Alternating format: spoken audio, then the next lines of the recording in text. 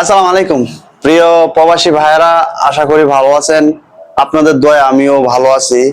তো আজকের ভিডিওটা হচ্ছে মালয়েশিয়ার সমবাজার নিয়ে।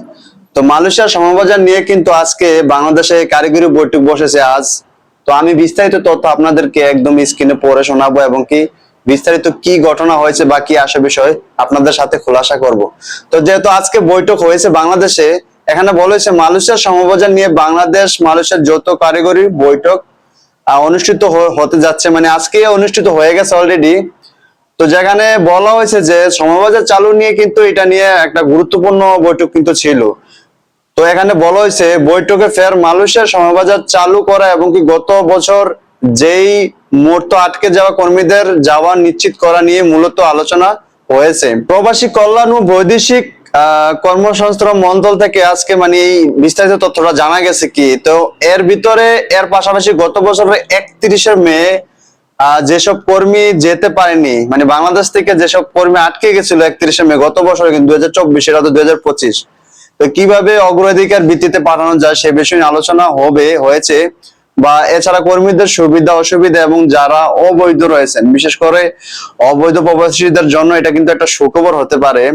তো অবৈধ নিয়ে কিন্তু তারা একটা আলোচনা করেছে বাংলাদেশের হাই কমিশনের সাথে। কিন্তু বাংলাদেশের যেই বৈঠকটা আজকে হয়েছে, সূত্র বলে যে কারিগরি কমিটি বৈঠকে কর্মী পাঠানো প্রক্রিয়া, এজেন্সি নির্বাচন এবং অভিবাসন বেসংগত বিষয়গুলো এর উপর গুরুত্ব দেওয়া হবে। বাংলাদেশ প্রস্তাব দেবে যে অবৈধ রিক্রুটমেন্ট এজেন্সি, মানে যারা অবৈধ আছে, মানে এজেন্সি আছে হোক মালয়েশিয়াতে বা বাংলাদেশে, তো তাদের নাম প্রকাশ করা হয় নাই, তবে তাদেরকে সতর্কবার্তা করার জন্য বা এদেরকে যেন মানে এমইউ আওতায় এজেন্সির বাইরে পূর্ণতা ক্ষমতা হচ্ছে মালয়েশিয়া সরকারের হাতে।